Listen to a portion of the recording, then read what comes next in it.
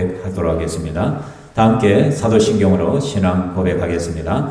나는 전능하신 아버지 하나님 천지의 창조주를 믿습니다. 나는 그의 유일하신 아들 우리 주 예수 그리스도를 믿습니다. 그는 성령으로 잉태되어 동정녀 마리아에게서 나시고 본디오 빌라도에게 고난을 받아 십자가에 못 박혀 죽으시고 장사된 지 사흘 만에 죽은 자 가운데서 다시 살아나셨으며 하늘에 오르시어 전능하신 아버지 하나님 우편에 앉아 계시다가 거기로부터 살아있는 자와 죽은 자를 심판하려 오십니다. 나는 성령을 믿으며 거룩한 공교회와 성도의 교제와 죄를 용서받는 것과 몸의 부활과 영생을 믿습니다. 아멘. 이 시간 함께 찬양하겠습니다. 찬송 91장 슬픈 마음 있는 사람, 우리 함께 찬양하겠습니다.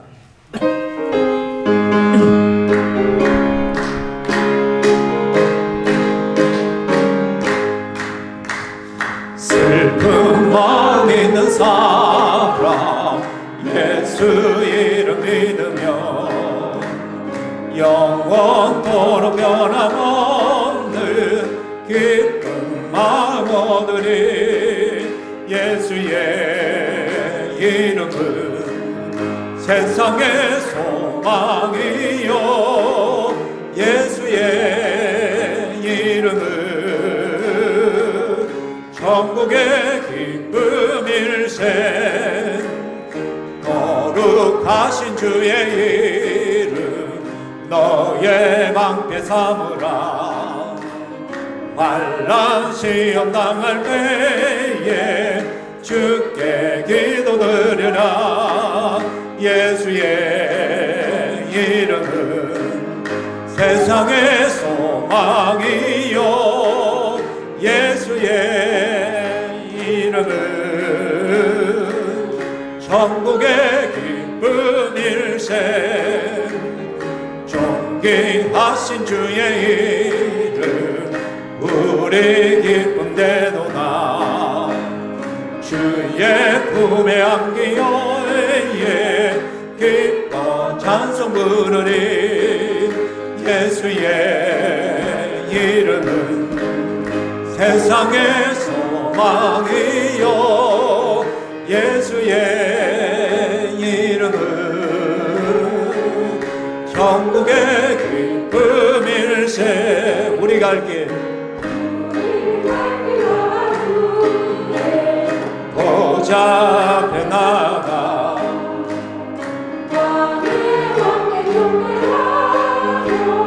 멸류관을 드리리. 예수의 이름은 세상의 소망이요 예수의 이름은 천국의 기쁨일세. 할렐루야. 예수 그리스도만이 우리의 소망입니다. 예수 이름 속에 천국이 있는 줄 믿습니다. 오늘 예배가 진정 하나님 나라 천국으로 들어가는 놀라운 은혜가 있기를 소망합니다. 이 시간 함께 찬양할 때 우리는 주님의 백성입니다. 이 시간 우리가 함께 고백하겠습니다.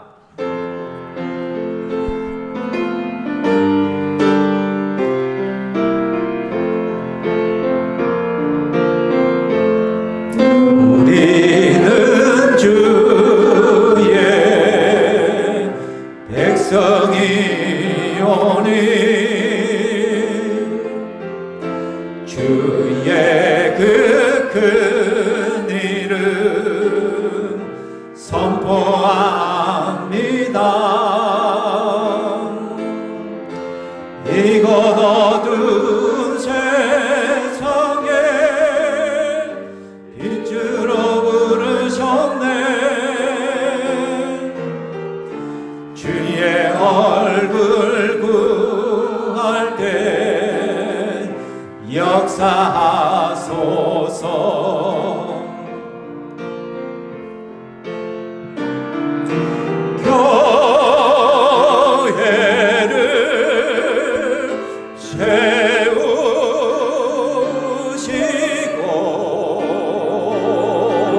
이 땅 고쳐주소서.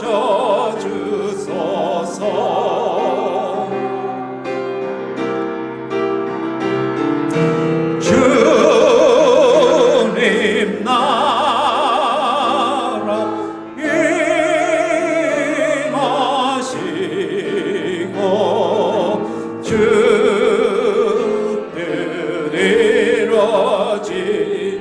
우리는 주의 백성이오니 우리는 주의 백성이오니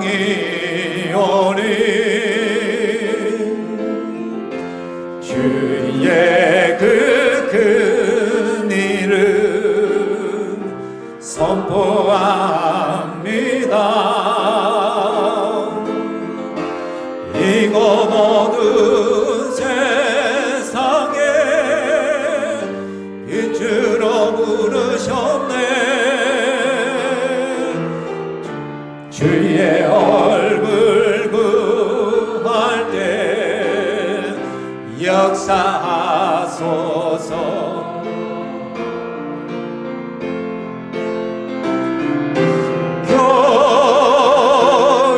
교회를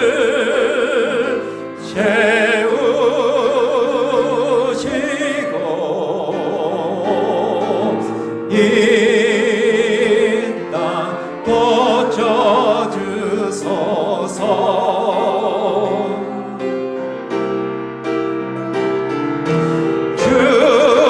주님 나라 임하시고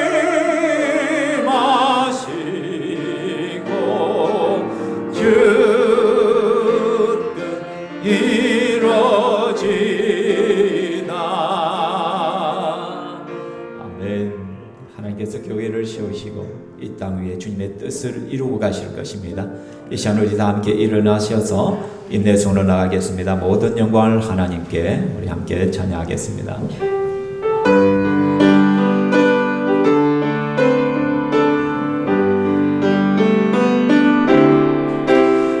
모든 영광을 하나님께,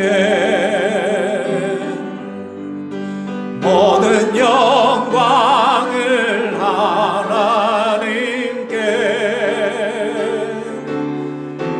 원망과 뜻 다해 주 사모합니다.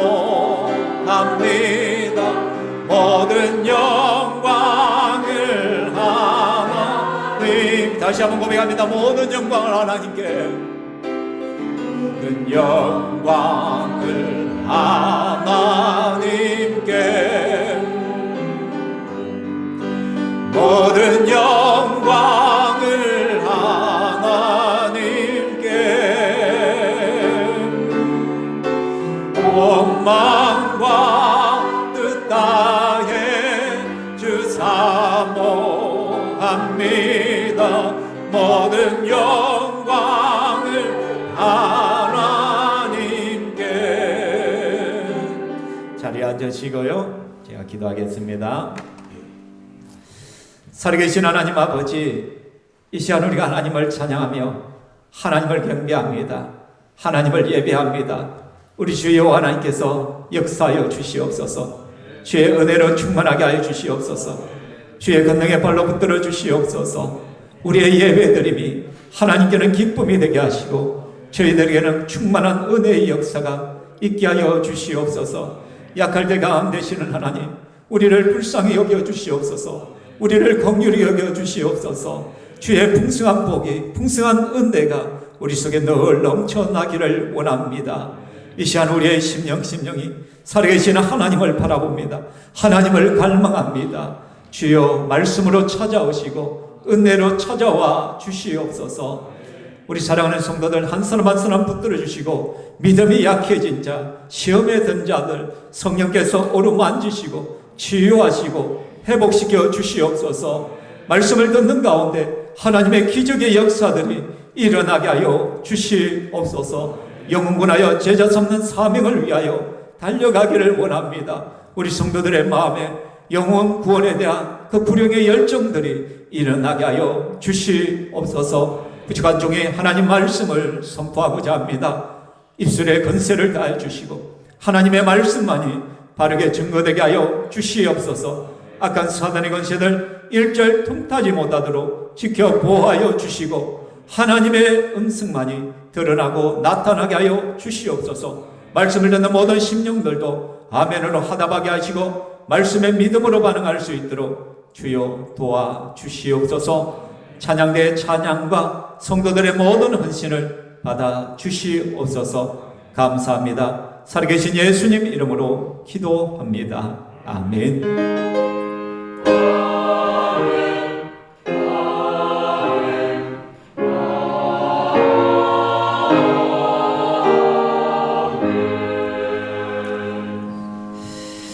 아멘. 하나님의 말씀 보겠습니다. 하나님 말씀은 사도행전 6장 말씀입니다. 사도행전 6장 1절에서 7절까지 말씀. 사도행전 6장 1절에서 7절까지 제가 봉독해 드리겠습니다. 그때에 제자가 더 많아졌는데 헬라파 유대인들이 자기의 과부들이 매일의 구제에 빠짐으로 히브리파 사람을 원망하니 12사도가 모든 제자를 불러 이르되 우리가 하나님의 말씀을 제쳐놓고 접대를 일삼는 것이 마땅하지 아니하니 형제들아 너희 가운데서 성령과 지혜가 충만하여 칭찬받는 사람 7을 택하라.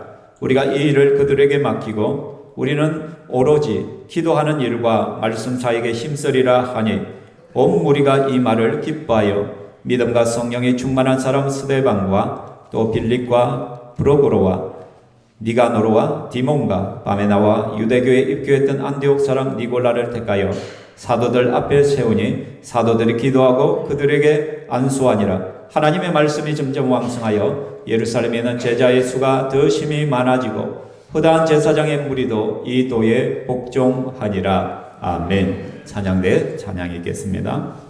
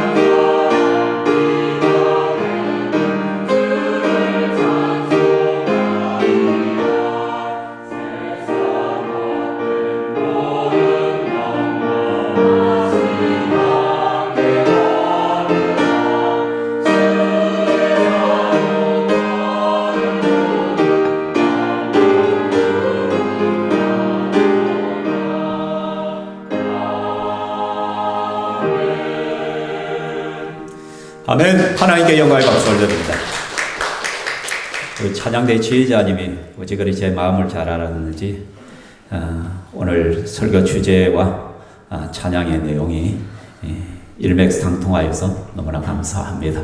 지난주에도 보니까 찬양대 찬양이 제가 하고자 하는 것 같고 일치하더라고요.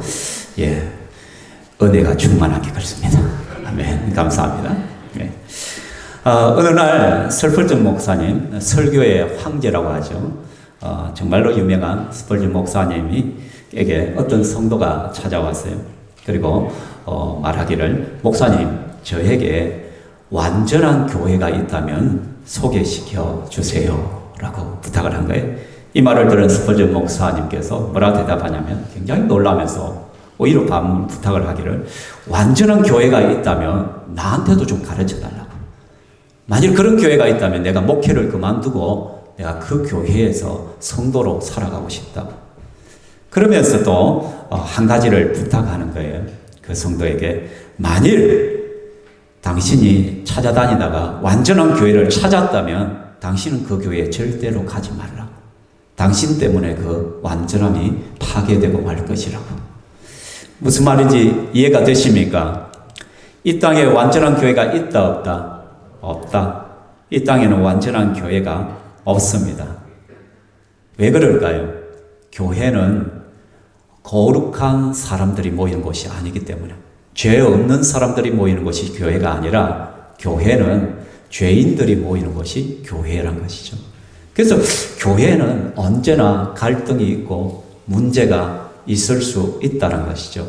완전한 교회는 저 천상에 있는 교회, 이 땅에서 존재하는 모든 교회는 문제를 가지고 있다.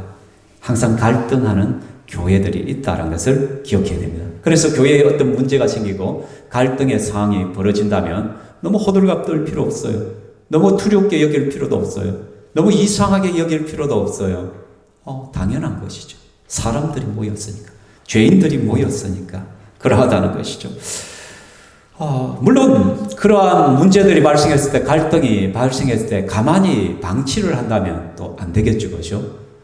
그냥 그러려니 하고 그냥 넘어간다면 때로는 그것이 어떤 큰 문제와 띄어서 교회 자체를 뒤흔들게 되고 교회의 뿌리까지 뒤엎어 버릴 수도 있는 위기도 되기도 합니다. 그러나 그러한 문제들, 갈등을 지혜롭게 잘 해결만 하면은 오히려 전화위복이 되더란 것이죠. 오히려 더 좋은 쪽으로 얼마든지 흘러갈 수 있다는 것이죠.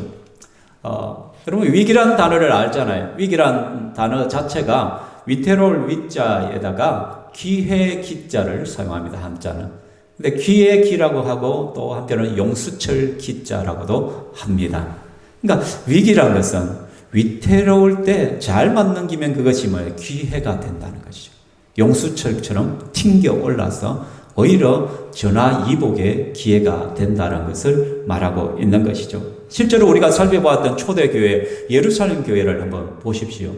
우리가 5장에서 아나니아와 삽비라 부부가 교회를 향하여 감히 쏘기를 하고 하나님의 교회를 쏘길 수 있다라고 생각하고 또 하나님의 사도들을 쏘기고 심지어 하나님마저 쏘기려다가 큰 낭패를 당하는 경우를 보았습니다.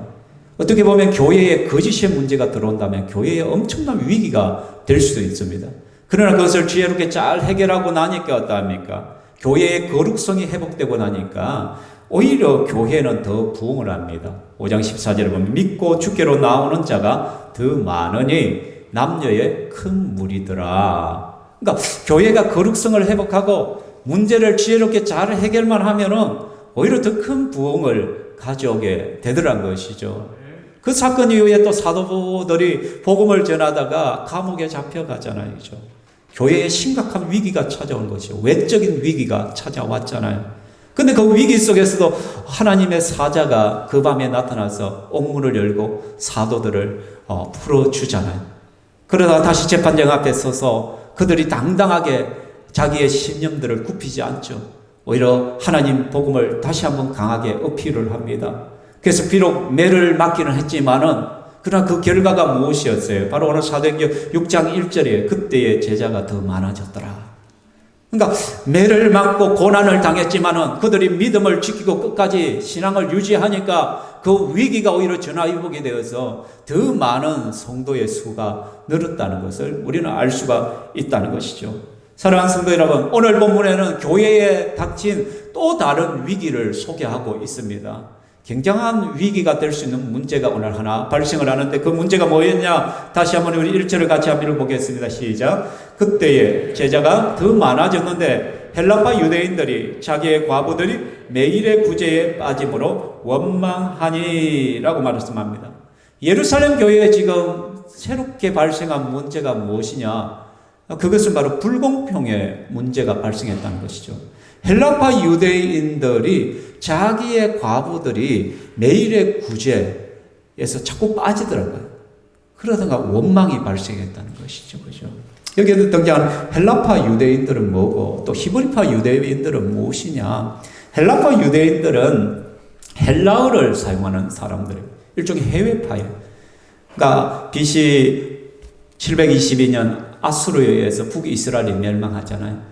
586년에 또한 바벨론에 의해서 남유다가 멸망을 하죠. 그때 수많은 사람들이 포로로 잡혀가죠. 그리고 세계 각국으로 흩어져. 그 사람 흩어진 유대인들을 디아스포라라고 해요. 이 디아스포라 유대인들은 그 당시 세계 공용인 헬라어를 사용하죠. 그죠? 해외에서 계속 살기 때문에. 그러다가 어떤 계기가 돼서 다시 이스라엘 땅으로 돌아온 거예요. 그렇지만 그들은 문화가 헬라어 문화 속에 살았기 때문에 그들은 헬라어를 공용어로 여전히 사용하는, 그래서 헬라파 유대인이라 그렇게 말합니다. 히브리파 유대인들은 고국에서 계속 자기의 언어를 지키면서 그 땅에서 살아온 이스라엘 백성들을 말하죠. 그렇죠?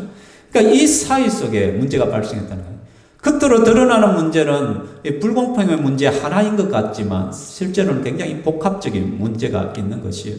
여러분, 교회에 불공평이 들어온다. 이것은 참 심각한 문제죠. 그 어느 곳보다도 공평해야 될 것이 어디에? 교회예요, 교회. 교회는 오히려 더 약자들을 살펴야 되는 것이죠. 그죠? 어떻게 보면 히브리파 유대인보다는 헬라파 유대인들이 더 약자예요. 외국에 살다 들어왔기 때문에 아는 사람도 별로 없을 것이고 기반도 약할 것이란 것이죠. 그렇다면 구제를 대상으로 삼는다면 오히려 히브리파 과부들, 유대인 과부들보다는 누구를 더 챙겨야 될까요? 헬라파 유대인 과부들을 더 많이 살펴야 되고 더 섬겨야 되잖아요. 그런데 이상하게 쏙 빠지더라고요. 이 헬라파 유대인 과부들에게 가야 될 구제금들이 제대로 가지 않더라고요. 이 불공평한 거죠. 형평성에 어긋나는 것이죠. 여러분, 누구는 주고 누구는 주지 않고 이 차별당하는 것만큼 기분 나쁜 것은 없다라는 것이죠. 그렇죠? 여러분, 우리가 코로나를 거치면서 그죠? 뭐 재난지원금 막 그런 것들을 하는데 누구는 주고 누구는 안 주고 기분 좋아요, 안 좋아요? 예, 다 받으면 좋잖아요. 그죠? 공짜는 다 좋아하더라고. 그죠?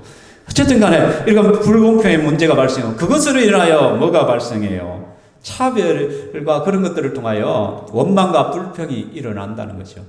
그러니까 여러분, 헬라파 유대인과 히브리파 사이에 감정의 골이 점점 깊어져 가면서 원망과 불평이 지금 쏟아져 나오기 시작해요. 구약시대의 광야의 이스라엘 백성들을 알잖아요. 그죠? 그 광야의 이스라엘 백성들의 특징이 뭐예요? 원망과 불평. 일명 투덜이들이지. 땅이 안 좋다, 먹을 것이 없다, 아이고 못 살겠다, 온갖 불평, 원망들을 다 쏟아내잖아요. 불평은 교회를 무너뜨립니다. 공동체를 무너뜨리는 것이죠. 그죠? 불평은 처음엔 넋두리로 시작되죠. 그러면 되나라고 시작했다가 점점 그것이 넋두리가 비난이 되어지기 시작하고, 그렇다면 그 원망이 심해지고, 그러다 보면 다시 또 쇠를 형성해요. 그러니까 내만 원망하는 것이 아니라 동조자를 항상 찾거든요. 그래서 교회 공동체의 전체 분위기를 이상한 분위기로 이끌어가는 경우들이 있더란 것이죠. 그죠? 여러분, 갈등이라는 단어를 여러분 알잖아요. 전에 제가 한번 소개했지만, 갈등이라는 단어 자체도 보면 칡과 등나무라는 의미거든요. 칡갈자에다가 등나무, 등자. 그러면 칡도 나무를 감는 성질이 있고요. 등나무도 나무를 감으면서 올라가요. 그렇죠? 바로 안 올라가고. 그러니까 두 개가 만났어요. 그러면 어떻게 되겠어요? 완전히 엉클어지겠죠. 그죠? 이 상태를 갖다 갈등의 상태라고 말하는 것이에요. 여러분. 그러니까, 점점점 그 갈등의 골이 깊어지니까 서로를 칭칭 감고 서로 미워하고 원망하고 불평하는 이런 일들이 일어나는 것이죠. 그러니까 그 분위기가 어떻겠어요, 여러분? 교회에 만일에 이런 부정적인 생각이 말들이 나오고 원망과 불평들이 계속해서 쏟아지고 그렇게 한다면 교회가 휘청거리겠죠, 그죠? 제가 언제 한번 소개했는데 한 성도가 들길을 지나가다가 저만치 보니까 담임 목사님 같은 거예요. 꼭 뒷모습이.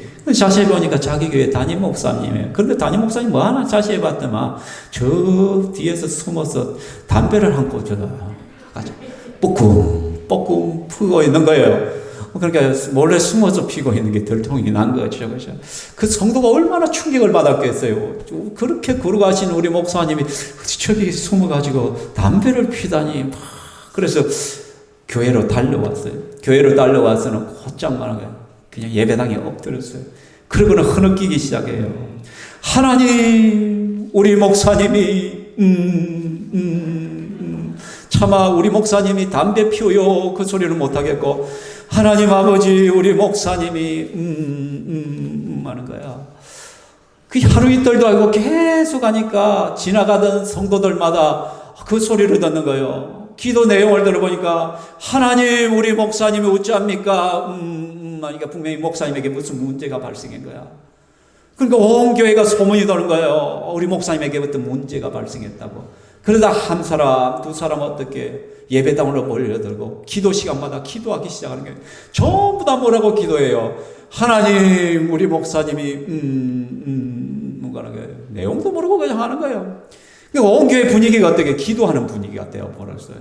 근데요, 이상하게도요, 온 교회가 그렇게 기도를 하니까 갑자기 교회가 확 부흥을 해버렸어요.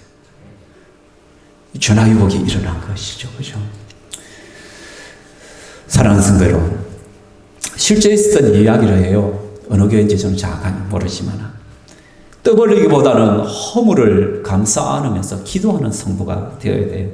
교회에 어떤 문제가 있고 어려움이 있으면, 아이고 목사님이 어땠더라, 아이고 장로님이 어떻게 하더라, 저런 분별을 잘못해서 판단을 잘못해서 뭐 어떻게 저렇게 됐더라, 자꾸 그렇게 해버리면 교회는 힘들어지고 아프죠. 오히려 부족함이 있고 연약함이 있다면 그것을 가지고 하나님 앞에 엎드려 기도해야 된다는 것이죠. 저는 요즘 조금씩 행복을 느낍니다. 요즘 새벽기도 시간에 성도의 수가 조금씩 늘어납니다. 코로나 이전에는 그냥 10명 이상 그렇게 늘 기도했는데, 어느 한순간 코로나고 한 사람 한 사람씩 자리를 빠져나가더라고요. 근데 담임 목사님 제 마음이 어떻겠어요? 굉장히 뭔가 타들어가는 느낌이에요. 교회의 생명력은 기도인데 기도의 생명이 자꾸 빠져나가니까. 근데 지난주에는 생각지도 않은 분들이 새벽 기도를 오고 또 함께 기도해주고 막 하니까, 제가 이번 주에 칼럼에도 적어놨지만 자리 조정을 새로 했어요. 저는 자리가 남았는데 이제 자리가 차서 큰 테이블 치우고 작은 테이블로 다 교체를 하고, 그렇게 교회는 이렇게 원망 불평하는 사람들에 의해 세워지는 것이 아니라 기도하는 성도들에 의해서, 눈물에 의해서 교회는 자꾸 세워져 가는 줄 믿으시기를 바랍니다. 세 번째 또 문제가 있어서 그것은 분파의식이었다는 것이죠.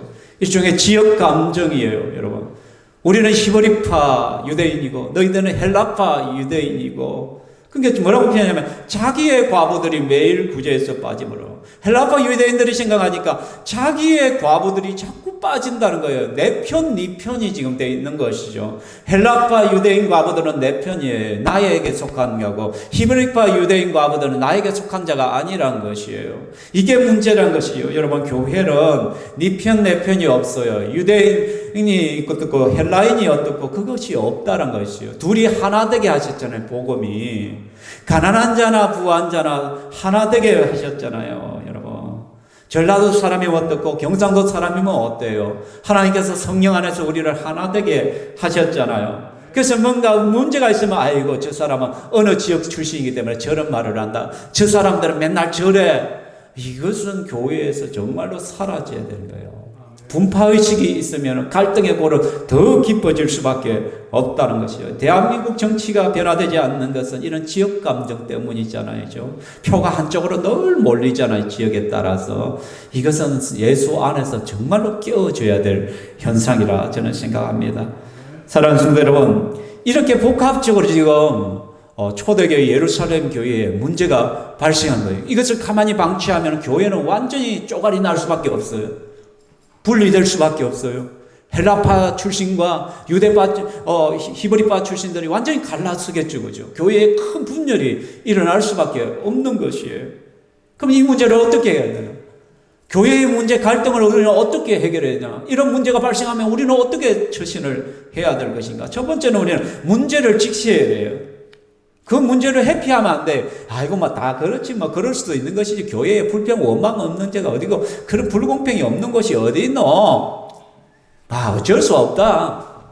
별 대수롭게 여기지 않냐고 그냥 회피해버린다면, 그리고 괜히 건드려봐야 내 잘못과 허물만 드러날 뿐이야, 그런 생각이 들면 그냥 교회 지도자들은 그냥 넘어가고 싶은 거예요. 괜히 이걸 공론화해가지고 문제를 이렇게 봐야 나만 손해다 라고 생각할 수도 있는 것이죠.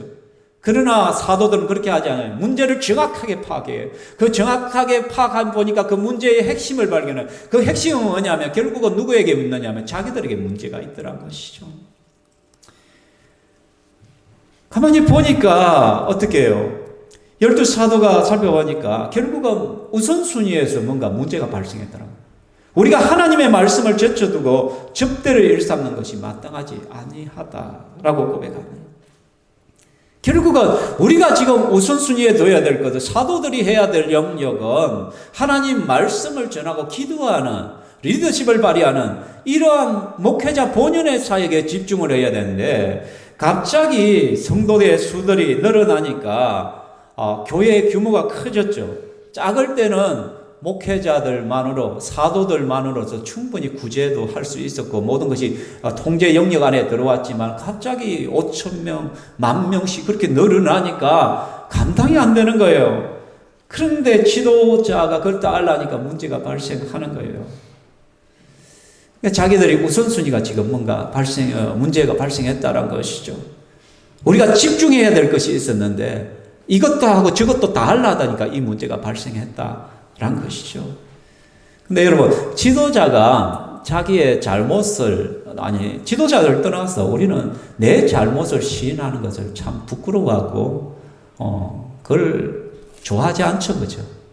내 잘못이라 하는 순간 내 권위가 떨어지는 것 같고, 또 내가 진짜 잘못한 것으로 인식될 것 같고, 나는 조금 잘못했는데 내가 사과하는 그 순간 크게 잘못한 것으로 부각될까봐 두렵죠, 그죠? 이것은 영적 지도자에게 더 크게 다가오는 데미지들이거든요. 영적 지도자가 자신이 잘못되고 사과를 하면 자기의 영적 권위가 떨어질 줄 아는 거예요. 그것이 두려워서 회피하고 그냥 무시하고 넘어가는 경우들이 있죠, 그죠? 사랑하는 성도, 근데 과연 그럴까요? 내가 사과한다고 해서, 내 잘못을 시인한다고 해서 내 권위가 떨어질까요? 아니면 성도들이 나를 얕볼까요?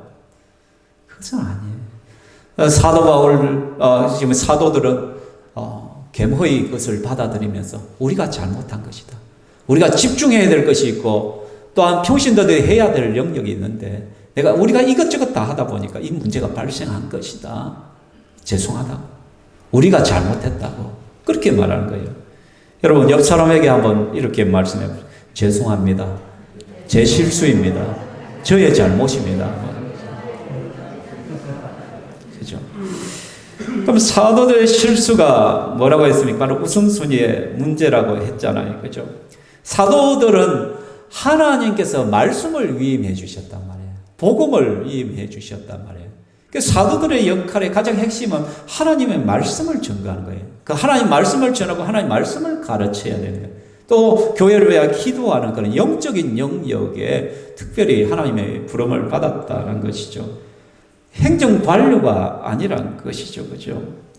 그러므로 자신은 이 문제를 해결하려고 한다면은 이 부분에 있어서 분명하게 해야 된다는 거예요. 뭐냐면 사역을 위임을 해야 된다는 것이죠. 내가 다 할 수 있다는 그 생각을 버려야만 되는 것입니다. 목회자는 행정 관료가 아닙니다. 그럼에도 불구하고 다 할 수 있다고 생각하는 순간 그것은 교만에 빠지고 항상 문제가 발생할 수밖에 없습니다.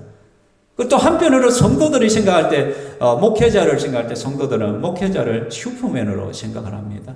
그래서 이것도 잘해야 되고 저것도 잘해야 되고 모든 것을 다 잘해야 된다라고 생각을 하는 것이죠.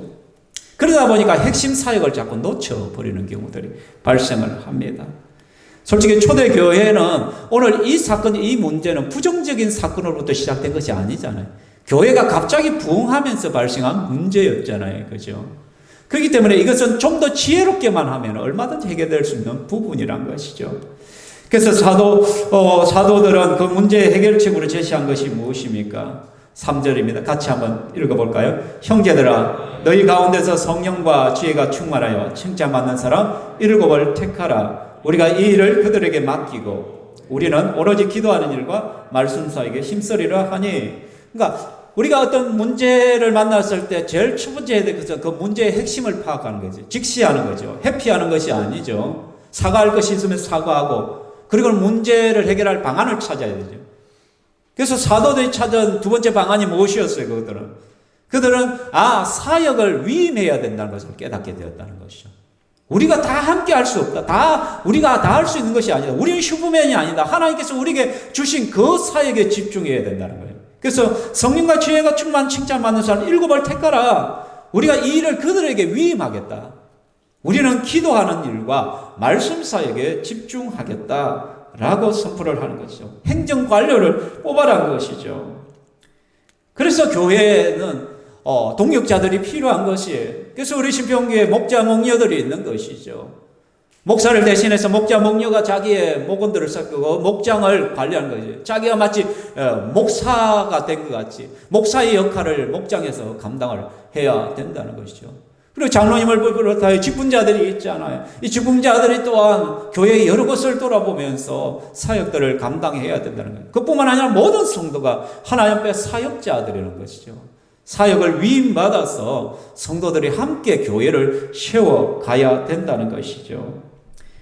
그렇지만 대부분 한국 교회는 계속적으로 은근히 목회자에게 슈퍼맨이 되기를 원합니다. 설교도 잘해야 되고 찬양도 잘해야 되고 기도도 잘해야 되고 또한 잘생겨야 되고 차량도 운전을 잘해야 되고 컴퓨터도 잘해야 되고 모든 기계와 모든 것들도 능숙능란하게 다 잘 사용할 수 있어야 된다라고 생각하는 것이죠. 그래서 우스갯소리로 현대 큰 교회 담임 목사가 되려면 3가지를 준비해야 된대. 첫 번째는 목소리가 좋아야 된대.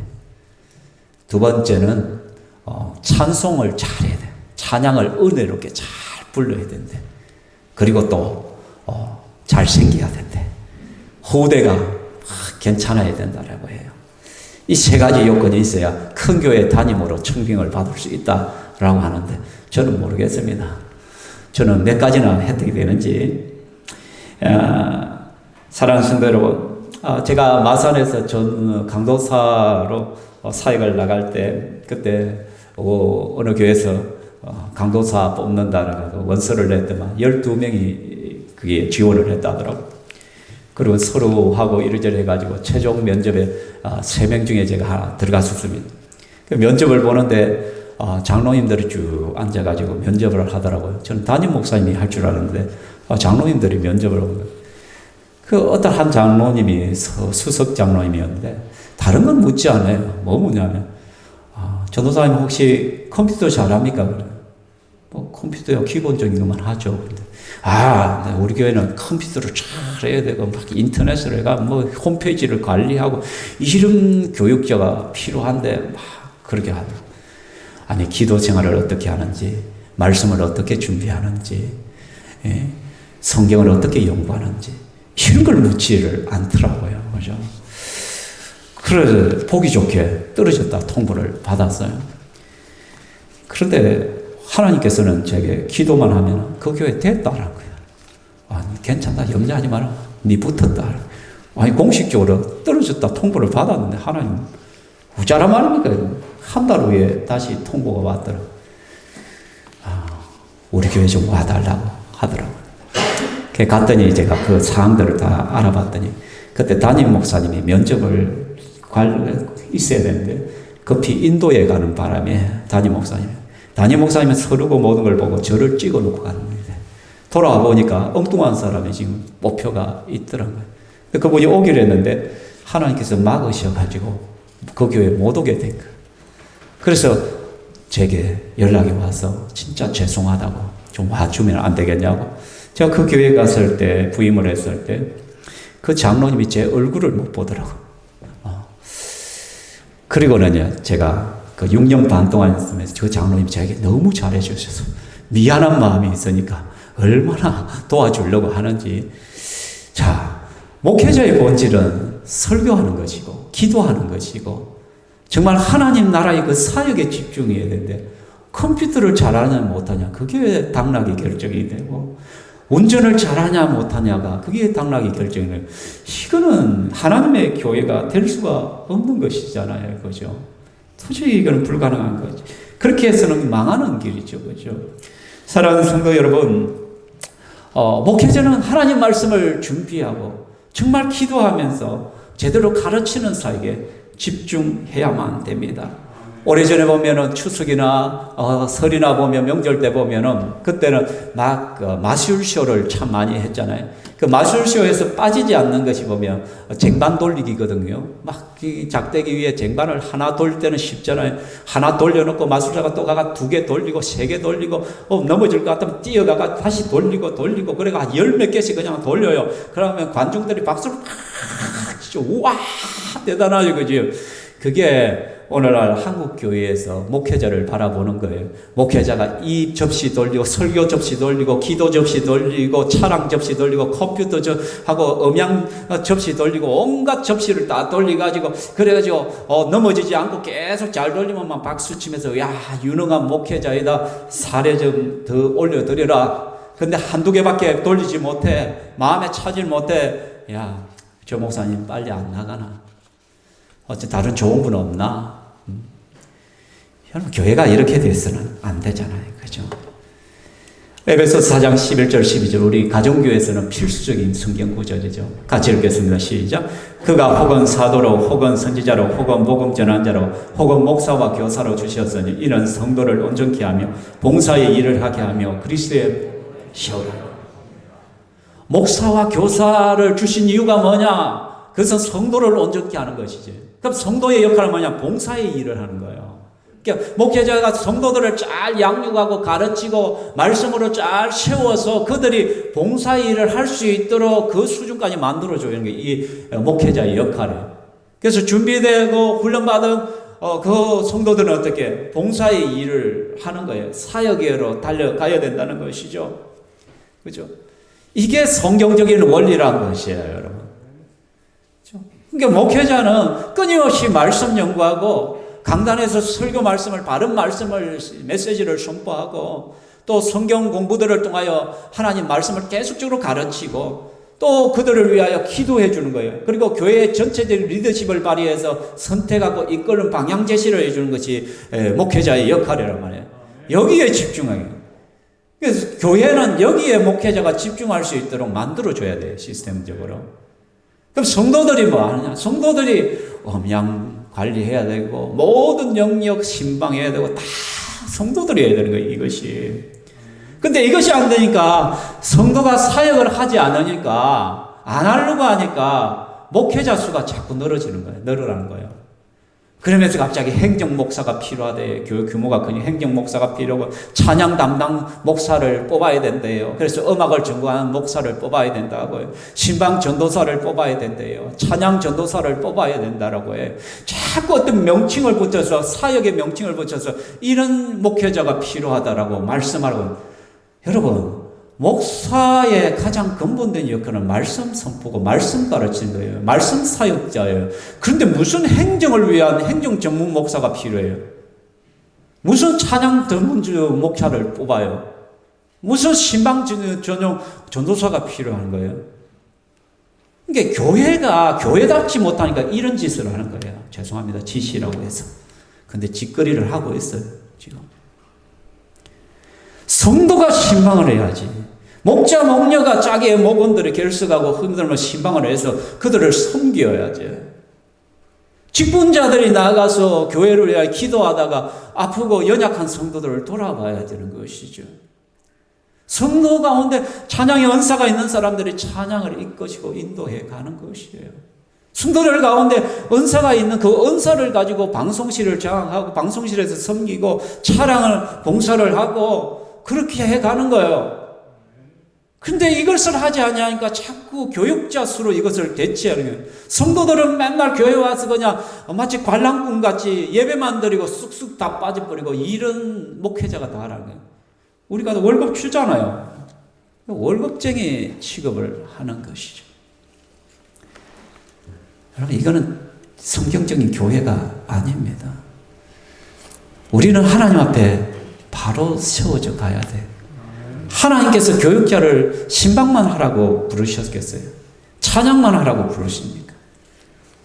하나님께서 목회자를 부를 때는 말씀 사역하라고, 하나님 말씀 선포하라고, 그래서 말씀 연구하라고, 적당히 어디서 베껴가지고 설교하고 그런 게 아니라 히브리어도 좀 하고 헬라어도 공부하고, 그래서 성경 원문을 보고 정말 설교 하나 준비하려고 몇 시간씩 땀 뻘뻘 흘리고 정말 하나님 앞에 엎드려 기도하면서 연구해가지고 그래가지고 말씀을 증거하라고. 그러다 보니 그게 안 되니까 사도들이 지금 구제 사역을 너무 열중하다 보니까 기도하는 시간이 줄어들죠.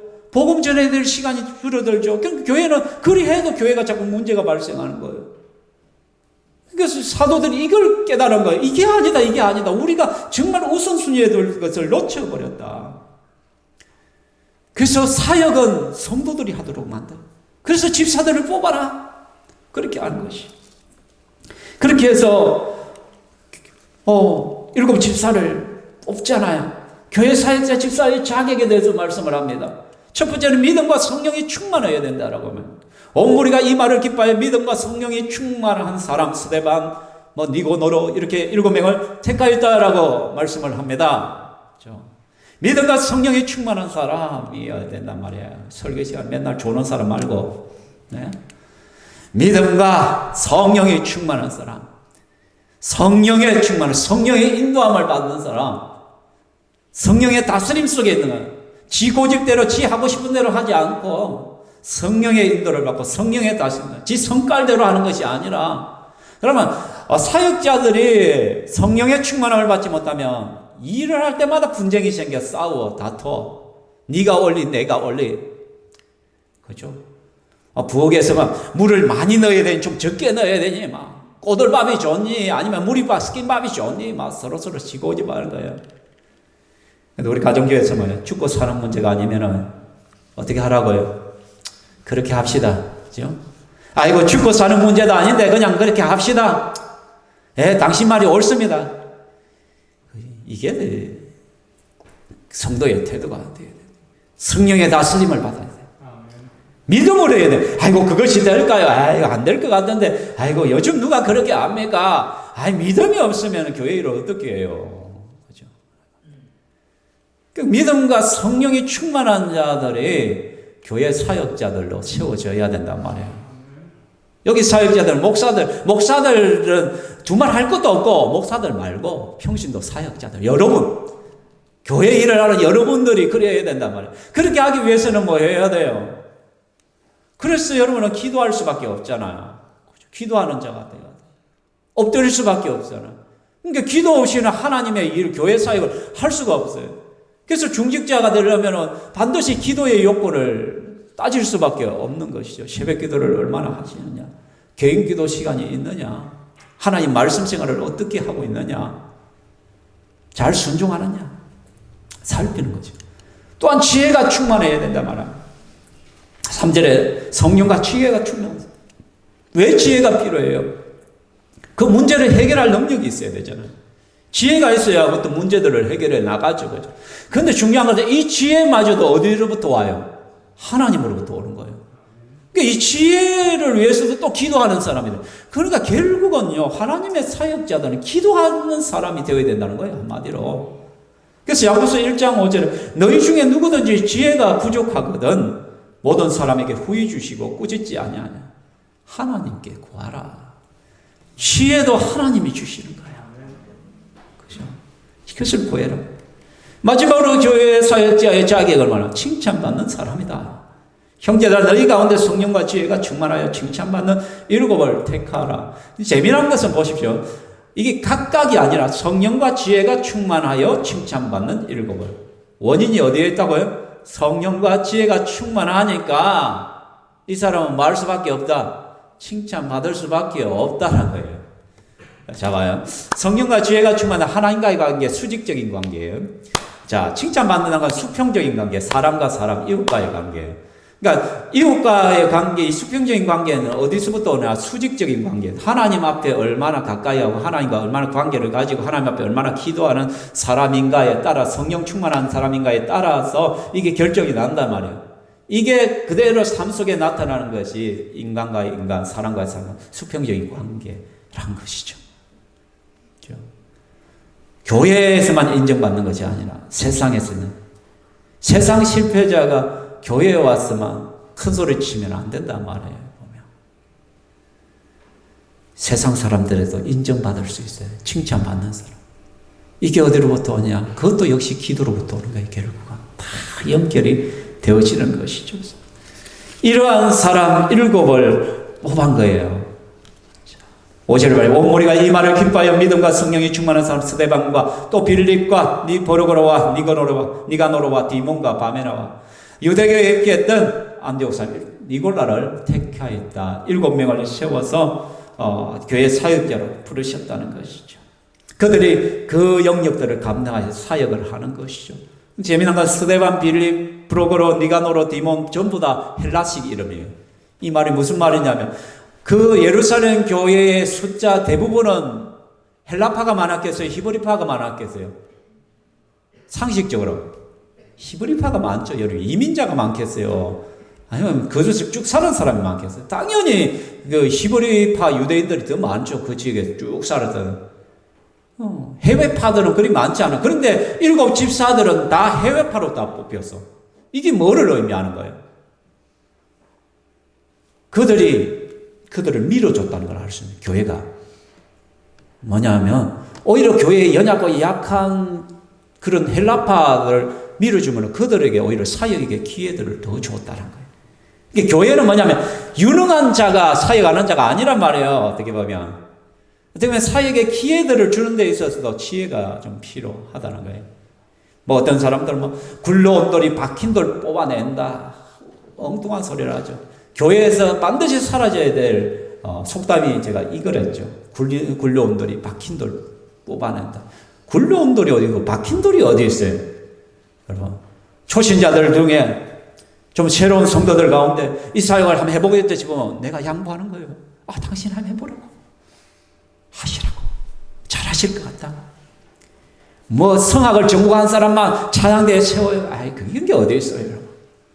악기를 내가 음악가 출신들만 찬양대에 그게 어디 있어요. 찬양하고 싶은 사람이 누구나 설 수 있는 것이. 그런 마음이 있으면 숫자가 너무 많은데 그러면 내가 성악을 전공해도 내가 전문가일지라도 내가 빠질 수 있어야지 내가. 저 사람이 저 초신자들이 한번 해보려는데 그럼 내가 좀 잠시 쉴게요. 그래 할 수 있는 것이죠. 어쨌든 간에 자기가 맡은 그 사역들을 감당하니까 그 결과가 7절이면 같이 한번 읽어보시다. 시작. 하나님의 말씀이 점점 왕성하여 예루살렘에 있는 제자의 수가 더 심히 많아지고 허다한 제사장의 무리도 이 도에 복종하니라. 이렇게 하니까 전화위복이 완전히 일어났죠. 하나님의 말씀이 재미난 것은 여러분 하나님의 말씀이 점점 왕성해졌다는 거예요. 아멘. 무슨 말이에요? 7 집사가 세워지고 그들이 행정적인 교회의 사무적인 일들을 쫙 감당하게 하고 그 다음에 사도들은 뭐에 집중한 거예요? 하나님 말씀 전하는 데 집중했단 말이에요. 기도하는 데 집중했단 말이에요. 본래의 업무에 집중을 하니까 하나님의 말씀이 교회에 풍성해지니까 그 말씀의 풍성함이 성도들 모두 가운데 나타나게 되어지고 그 말씀의 은혜를 받은 성도들이 바깥으로 튀어나가서 어떻게 복음을 전하고 수많은 사람이 교회로 나오게 되어지고 그 은혜의 역사들이 일어나는 거예요. 그래서 심지어 허다한 제사장의 무리까지도 이 도에 복종하고 굴복하게 되어지더란 것이죠. 말씀을 맺고자 합니다. 사랑하는 성도 여러분, 우리 모두는 하나님의 사역자들입니다. 아멘. 모두가 사역자입니다. 하나님 나라의, 하나님 교회의 사역자들입니다. 성도는 사역을 붙들 때 가장 빛이 납니다. 가장 가치 있는 인생을 살아갈 수가 있습니다. 가정주부들이 왜 여러분 허탈해요? 나는 집에서 아무것도 하지 않은 남편들은 가서 일을 하고 또 맞벌이 하는 여성 직장인들은 가면 자기의 꿈을 위해서 펼치고 막 열심히 하는데 나는 집에서 맨날 설거지는 하고 뒤치다거리는 하고 이렇게 하니까 나는 아무 쓸모없는 사람같이 느껴져. 나는 좀 그러니까 어떻게 막 우울감이 생기고 그래서 50대, 60대 가까이 50대 넘어가면 어떻게 해요? 바로 그게 바로 갱년기와 함께 겹치면서 완전히 이상해요. 아니에요, 여러분. 내가 직장 생활을 하지 않아도 내가 얼마든지 가치 있고 빛나는 삶이 될 수가 있어요. 그게 뭐냐면 사역을 붙드는 거예요. 하나님 나라를 위하여 내가 사역을 붙들면 되는 거예요. 내가 교회를 위하여 조그만 건 하나라도 사역을 붙들고 내가 살아가고 있다면 나는 정말 하나님 앞에서 가장 빛난 인생, 가장 가치 있는 인생으로 살아갈 수가 있는 거예요. 우리 모두는 사역자들이에요. 그렇기 때문에 교회에 문제가 있다면 그것은 내가 내 사역을 감당하지 못했기 때문에 일어난 문제예요. 아멘. 누구 때문이 아니라, 목사 때문이 아니라, 장로님들 때문이 아니라 내가 내 위치에서 내가 해야 될 그 일들을 감당하지 못했기 때문에 이것은 문제가 발생한 것이라 그렇게 인식해야 돼요. 그렇게 인식을 하니까 원명과 불평을 할 수가 없어요. 누워서 침 뱉는 것이기 때문에 내 잘못입니다. 내가 부족해서 그런 것이고 내가 하지 않아서 그런 것이고 그래서 당을 지을 수도 없어. 이거는 그것보다는 우리가 사역자들은 어떻게 기도의 자리로 나가요. 문제가 발생하면 하나님 앞에 엎드려요. 하나님 지혜를 주십시오. 하나님 감당할 수 있는 능력을 주십시오. 우리가 어떻게 해야 됩니까? 그러면서 각자의 자리에서 최선의 삶을 살아가는 거예요. 우리 교회에 사명선언 있죠. 비전이 있잖아요. 뭐예요? Today, tomorrow, together. Today, 오늘을 충성하는 거예요. 자꾸 미루지 말고 오늘 마음에 도전받은 것이 있다면 하나님께서 어떤 마음을 준 것이 있다면 자꾸 시간 할 필요 없어요. 지금 순종하면 돼요. 어떤 하나님께서 오늘 내게 감동을 줬다. 하나님 앞에 결단하고 오늘 충성해야 돼요. 오늘 충성. 다음에 하죠. 내가 좀 갖춰서 하게 봐요. tomorrow. 내일을 여는 주게. 내일을 준비할 수 있기를. 그래서 우리 교회는 비전 헌금을 하며 교회의 미래를 준비하잖아요. 그죠? 건물이 필요하면 건물을 사야 될 것이고, 또 새로운 리모델링 하면 리모델링 해야 할 것이고, 이런 것들을 또 준비하고 있죠, 우리가. together. 함께 세워가는 거예요. 목사님만 하라는 것이 아니라, 같이 하자, 같이. 함께 사역을 하자. 이럴 때 하나님이 기뻐하는 교회가 될 것이라는 거죠. 오늘 여러분, 이 말씀을 붙들고, 내가 무엇에 어떤 영역에 내가 섬겨야 될까? 어떻게 내가 헌신을 해야 될까 고민하시죠. 교회가 너무 거창하다면 여러분 목장에서 내가 어떻게 할 수 있을 것인가? 맨날 목자만 섬기고 목자만 간식 준비하는 것이 아니라 목원들 중에서도 또 집을 개방하고 돌아가면서 우리가 섬기자. 내가 또 간식을 한번 제공해 줄 수도 있고 또 내가 뭐 찬양 부장이 되어서 목장에 찬양을 이끌 수도 있고 그래서 목장에서 역할들이 다 필요하다고 했잖아요. 이렇게 살아갈 수 있기를 소망합니다. 우리는 사역자입니다. 사역자로 살아가는 저와 여러분 되기를 주의 이름으로 축원합니다. 아멘. 이 시간 우리 한번 찬양하겠습니다. 기대에 찬양하겠습니다. 주 안에 우린 하나 모습은 달라도 주님께서 우리에게 다 기대합니다. 그 영역에서 우리가 최선을 다할 때 우리를 통하여 우리 한 사람을 통하여 주의 놀라운 역사들이 일어날 것입니다. 찬양하겠습니다.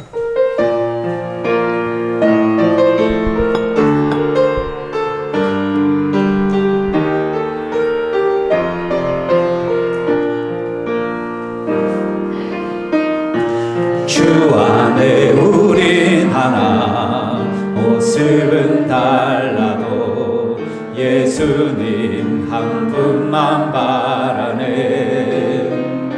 사랑과 선행으로 서로를 격려해 따스함으로 거듭어가니 주님 우리 안에 함께 하시니 형제자매의 기쁨과 슬픔 느끼네 내 안에 있는 주님 모습 보네 그분 기뻐하시네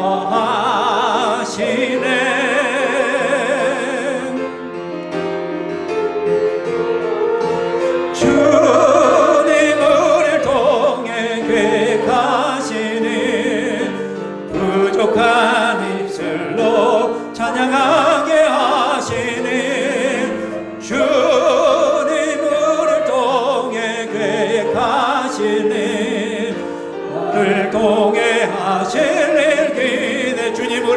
통해 계시는 주님 우리를 통해 계획하시는 부족한 입술로 찬양하게 하시는 주님 우리를 통해 계획하시는 너를 통해 하시는 기대해. 이 시간 하나님 앞에 기도하기를 원합니다. 하나님께서 우리를 사역자로 불러주셨습니다. 우리는 교회의 구경꾼으로 오지 않습니다. 하나님께서 맡긴 사역을 붙들고 헌신하는 자들입니다. 조그만 영역에 어떤 이들은 물질로서, 어떤 이들은 또 육신의 봉사를 통하여, 어떤 사람들은 자기의 은사를 따라 찬양의 은사를 가지고 찬양으로, 또 어떤 이들은 촬영 봉사로, 또 부엌에서, 또 예배당 장식으로, 또 여러 가지 분야에서 교회를 섬길 수가 있겠죠. 또 목장 안에서도 여러 가지 부분을 내가 한국 맡아서 감당할 수가 있습니다. 하나님, 내가 사역을 붙들겠습니다. 사역을 붙들므로써, 헌신함으로써 내가 정말 하나님 앞에 가치 있는 인생을 살아갈 수 있도록 도와주시옵소서. 우리 신병교회에 많은 사역자들이 일어나게 하여 주옵소서. 또 하나님, 중직자들도 많이 세워져야 되겠습니다. 정말 성령과 지혜가 믿음이 충만한 자들이 있게 하여 주시고, 또한 하나님 앞에서 정말 세상에서도 칭찬받는 성도들이 다 되게 하여 주옵소서. 내가 바로 그런 사람이 될 수 있도록 도와주시옵소서. 우리 이 시간 한 목소리로 기도하겠습니다. 오 살아계신 하나님 아버지, 감사합니다. 주여, 하나님께서 우리를 붙들어 주시옵소서. 우리 하나님 나라의 사역자로 부름을 받았습니다. 하나님께서 우리에게 주신 사역을 내려놓지 않게 하여 주시고, 그 사역을 붙들고 정말 하나님 앞에 무릎으로 감당할 수 있게 하여 주시옵소서. 성령과 믿음의 충만한 자로 서기를 원합니다. 정말 하나님 앞에 지혜로운 자가 되기를 원합니다. 사람들에게도 인정받는 그러한 사역자가 되기를 원합니다. 그렇게 하기 위하여 더욱더 하나님 앞에 엎드리며 기도의 자리로 나아가오니 우리의 무릎을 더욱더 견고하게 하여 주시옵소서. 새벽 기도 시간에 더 많은 성도들이 나와서 함께 기도하게 하여 주시고, 각자 또 하나님 앞에 주어진 자리에서 엎드려 기도하게 하여 주시기만을 원합니다. 아버지 하나님께서 내게 감동을 주시는 대로, 은혜 주시는 대로, 마음을 주시는 대로 순종하게 하여 주시옵소서. 그 일들을 감당하며 믿음으로 나아갈 수 있도록 이끌어 주시옵소서. 오 하나님이여, 도와주시옵소서. 불쌍히 여겨 주시옵소서. 신병교회에 많은 일꾼들이 세워질 수 있는 법도 허락하여 주시옵소서. 살아계신 하나님 아버지, 오늘 말씀 앞에 우리 자신을 세웁니다. 하나님, 우리가 하나님 앞에 사역자로 부름을 받았음을 기억하게 하여 주시옵소서. 우리 한 사람 한 사람이 사역을 붙들게 하여 주시옵소서. 내가 맡은 그 사역이 얼마나 소중하고 귀한 것을 알게 하여 주시고, 정말 하나님 앞에 기도함으로써, 눈물로써, 땀 흘림으로써 최선을 다하여 그 사명 감당할 수 있도록 이끌어 주시옵소서. 성령과 믿음이 충만해질 수 있기를 원합니다. 지혜가 있기를 소망합니다.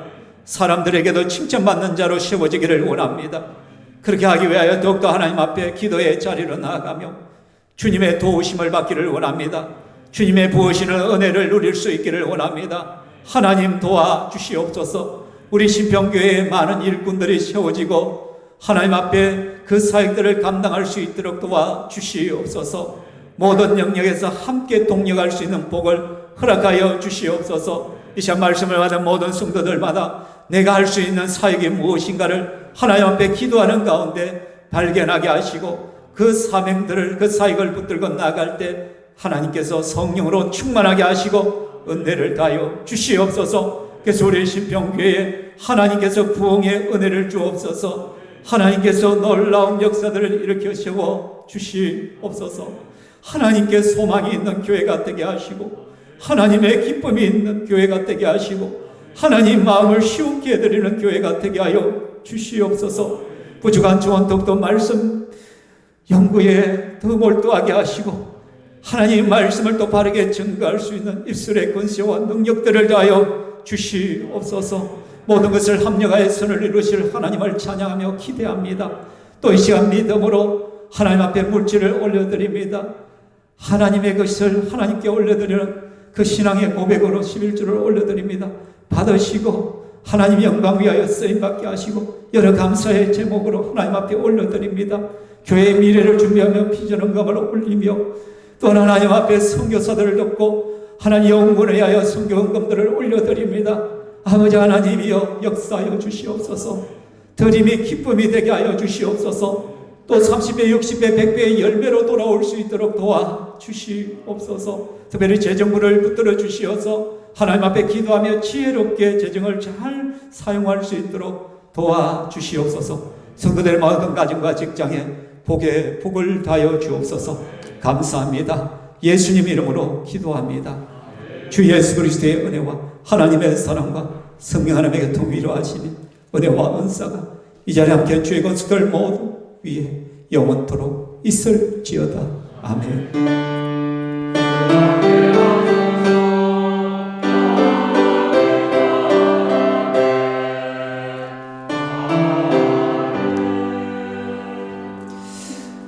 아멘. 하나님께 영광 박수 올려드리겠습니다. 네, 감사합니다.